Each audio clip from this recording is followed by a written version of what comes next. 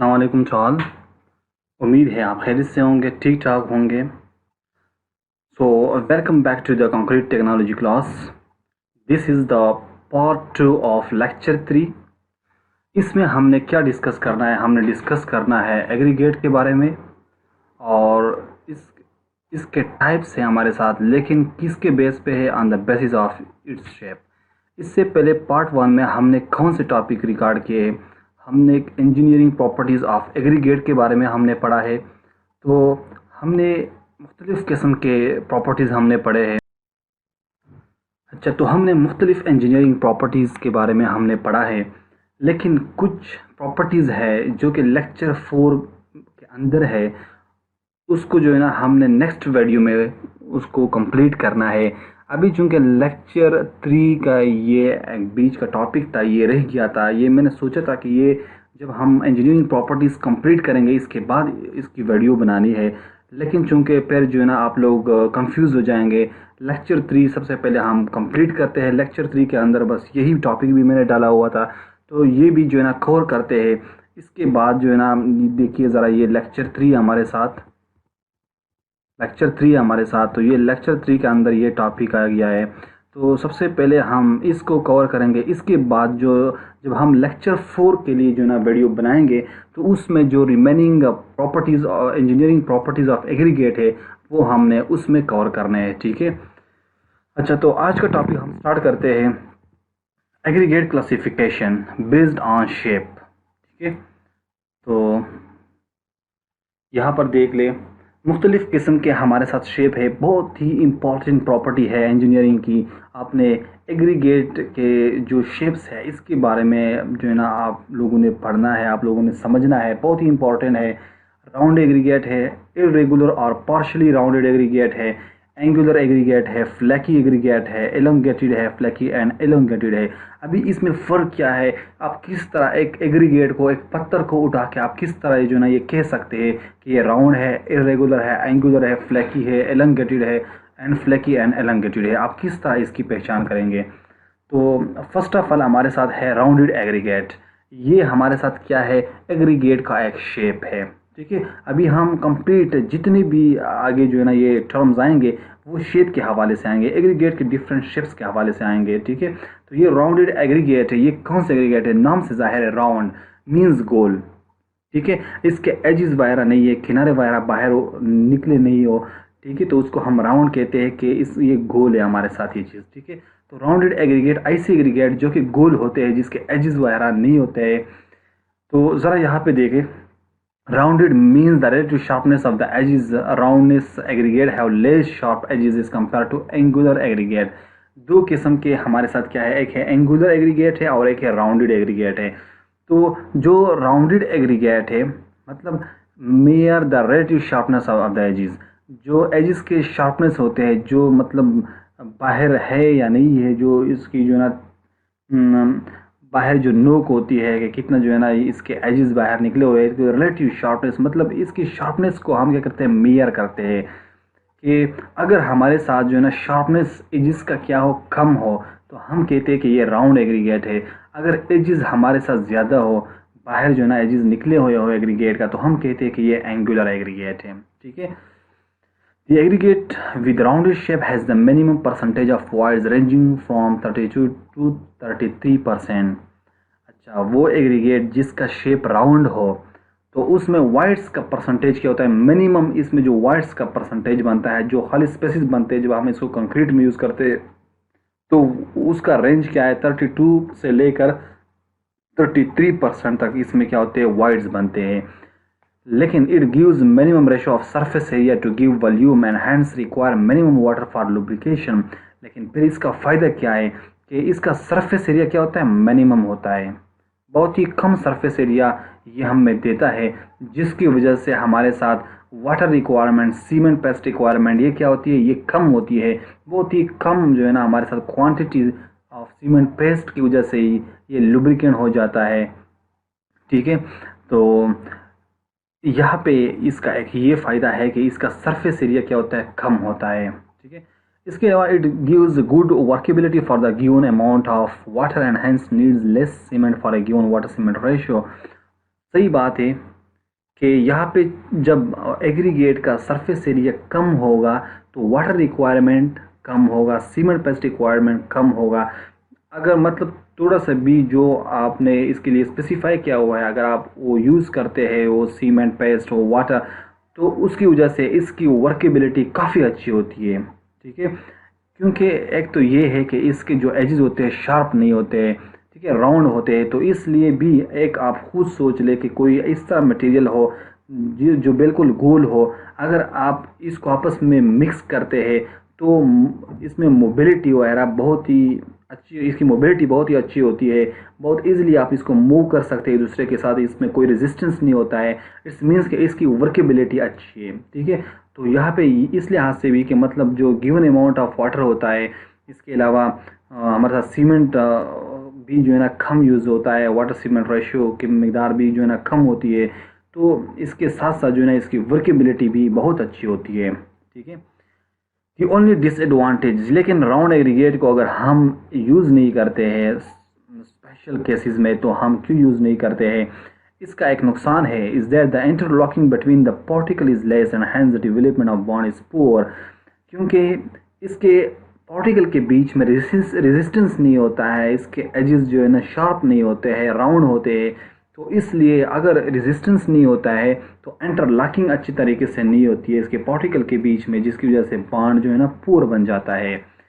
इसलिए जो है ना फिर हम इसको यूज़ नहीं करते कि बाण कमज़ोर होता है अगर हमने राउंड एग्रीगेट कंक्रीट में यूज़ किया। Okay, so that's why round is not suitable for high strength and for payments related to tension। Okay, जहाँ पे टेंशन आता है वहाँ पे हम इसको यूज़ नहीं करें, क्योंकि टेंशन की वजह से चीज़ों में एक्सपेंशन आती है। ठीक है, चीज़ें सम हमारे साथ जो स्ट्रक्चर होता है वो एक्सटेंड होता है। ठीक है, इसकी वॉल्यूम में इजाफा होता है। तो इसके साथ साथ अगर आपने राउंड एग्रीगेट यूज़ किया हुआ है तो वो जो है ना एक दूसरे के साथ अलग हो जाते हैं, क्योंकि बाण इसका इतना मजबूत नहीं होता है। इसके अलावा जहाँ पे हाई स्ट्रेंथ हमें रिक्वायर्ड होता है वहाँ पे राउंड एग्रीगेट को हम यूज़ नहीं कर सकते, क्योंकि इसका बाण क्या होता है वो बहुत ही कमज़ोर होता है।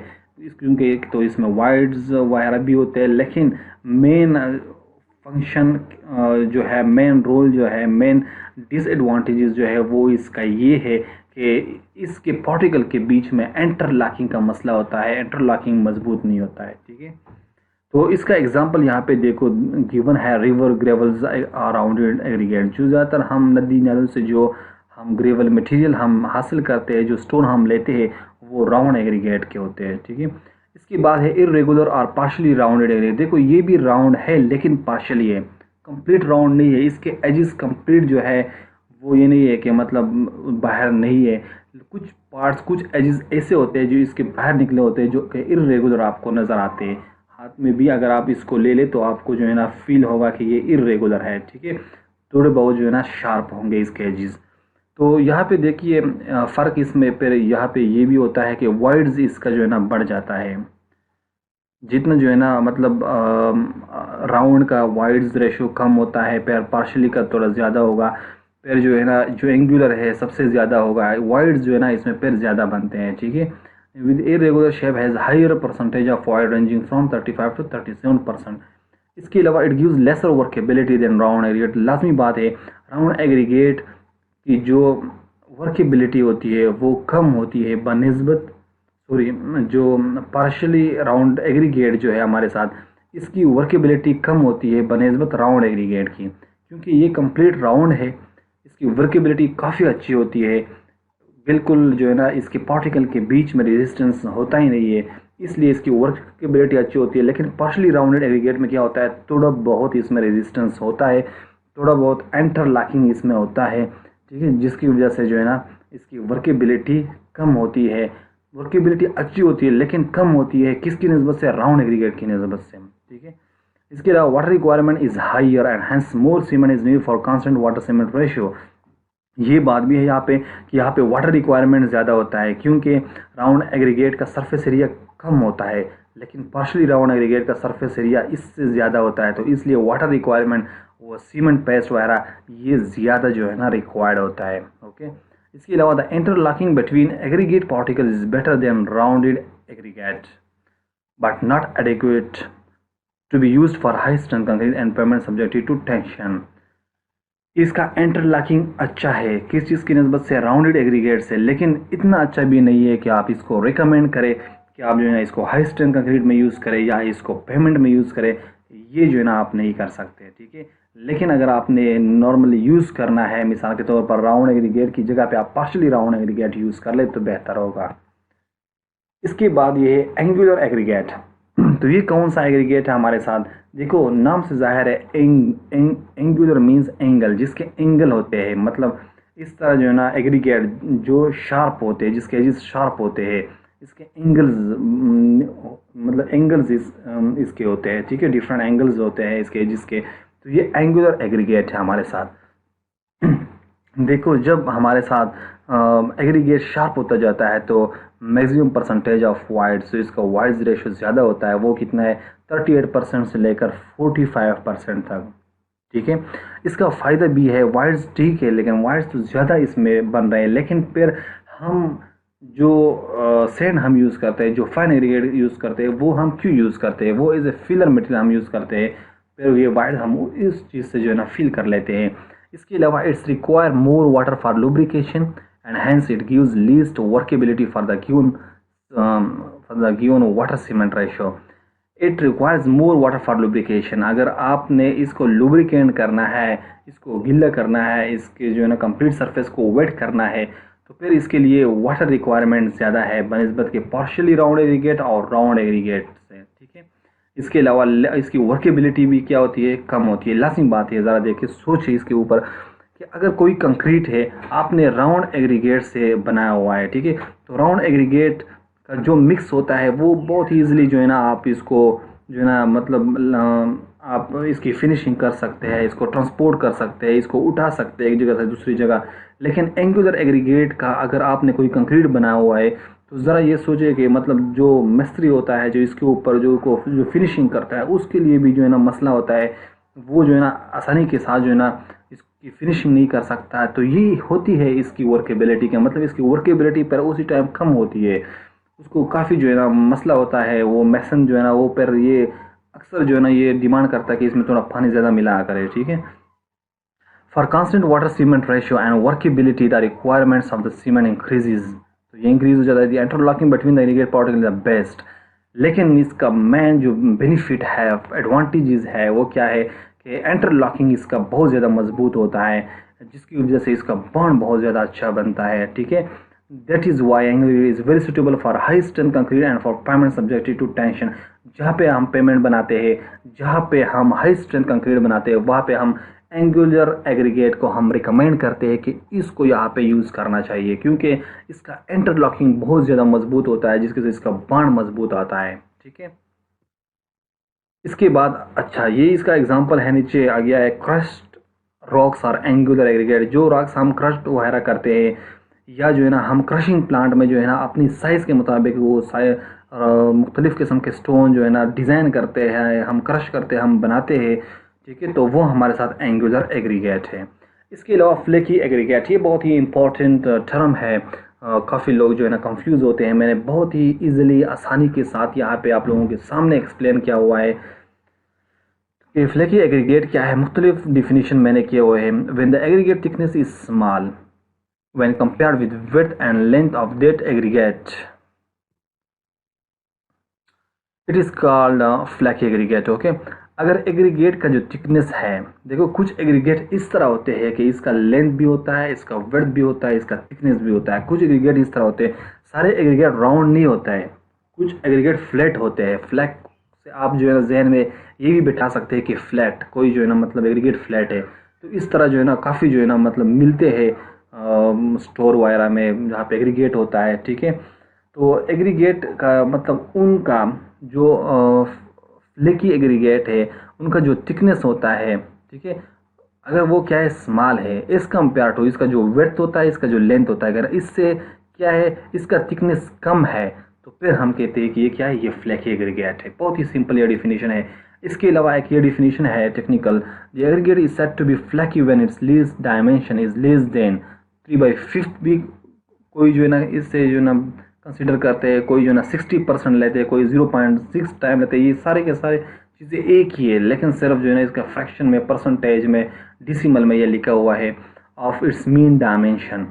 अगर हमारे साथ वो एग्रीगेट जिसे हम फ्लेकी कहते हैं, वो हम तब कह सकते हैं जब इसका लीस्ट डायमेंशन जो होता है, उसके तीन मुख्तलिफ जो है ना डायमेंशन है, थिकनेस है, विड्थ है, लेंथ है, इसका जो लीस्ट डायमेंशन होता है अगर वो कम हो, किस चीज़ से कम हो, जब हम इसका मीन डायमेंशन निकालते हैं और इसका और उसको जो है ना इसके साथ, इस वैल्यू के साथ हम मल्टीप्लाई करते हैं, अगर इससे कम आता है तो हम क्या कहते हैं कि ये फ्लेकी एग्रीगेट है हमारे साथ।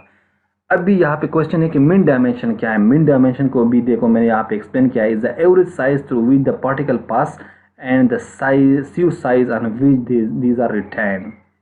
मतलब मीन डायमेंशन वो है, वो एवरेज साइज है, मतलब जिससे आप क्या करते हैं, मतलब पास करना चाहते हैं, कुछ सीव्स लेते हैं, छलनी लेते हैं, उसमें आप एग्रीगेट डालते हैं, उससे आप पास करना चाहते हैं, तो वो जो सीव होते हैं उसका एवरेज आपने लेना है। लेकिन on which these are retained, लेकिन वो सीव जिसके ऊपर ये रिटेन हो जाती है material, for example mean size of the particles passing to 25 mm sieve, एक ये सीव हमने लिया है, and retained on 20 mm sieve, एक ये सीव हमने लिया हुआ है, मीन साइज दो सीव हमने लिया हुआ है, ठीक है।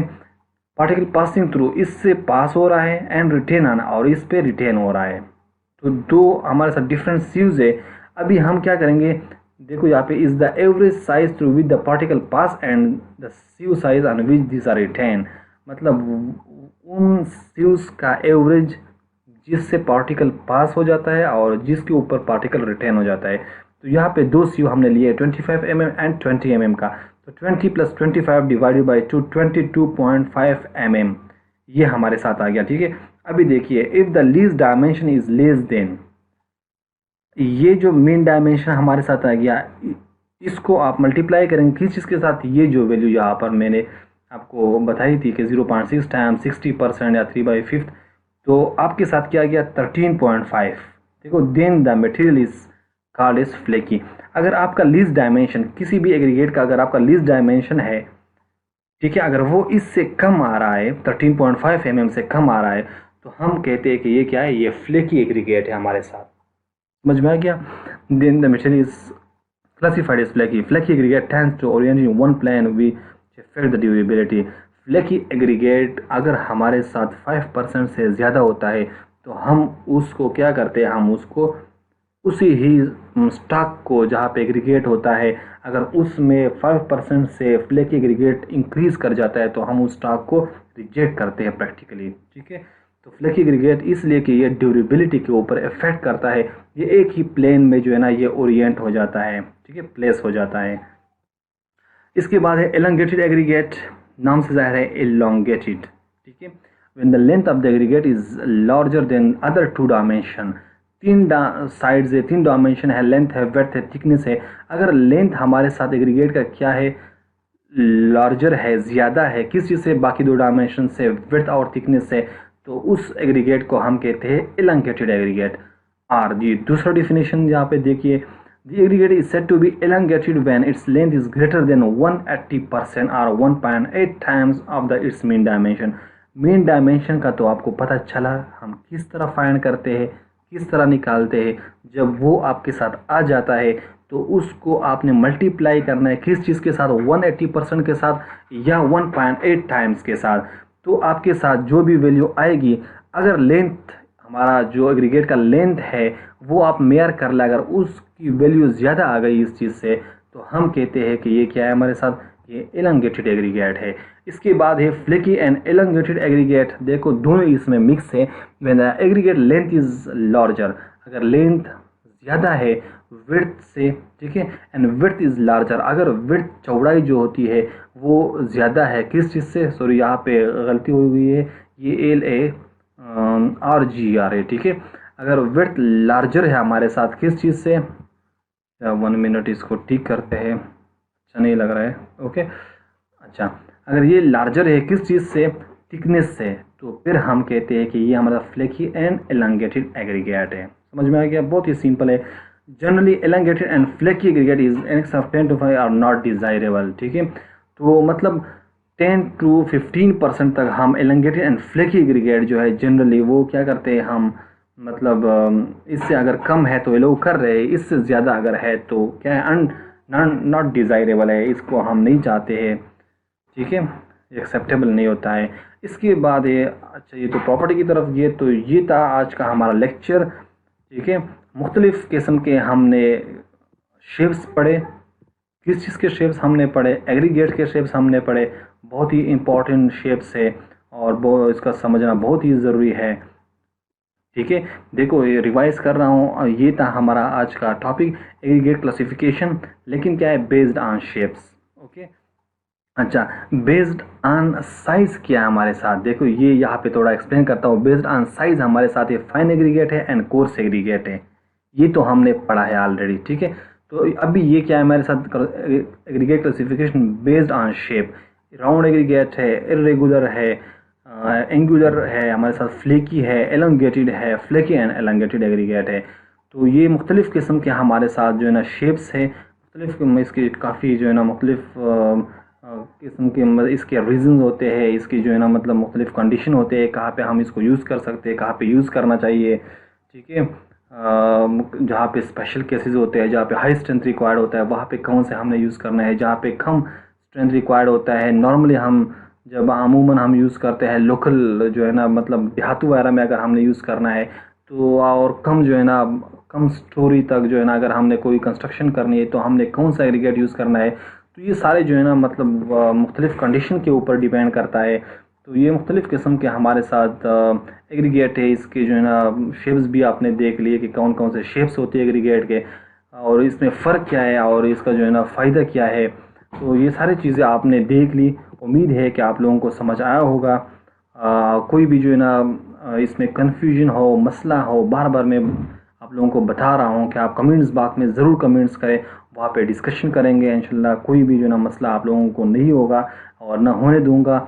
ये जो है ना वहाँ पे जो है ना कंप्लीट डिटेल के साथ हमने फिर जो है ना कमेंट्स में इसको एक्सप्लेन भी करना है, और उम्मीद है कि ये आप लोगों को समझ आया होगा। बहुत ही सिंपल टॉपिक था, और तब तक के लिए अल्लाह हाफिज़।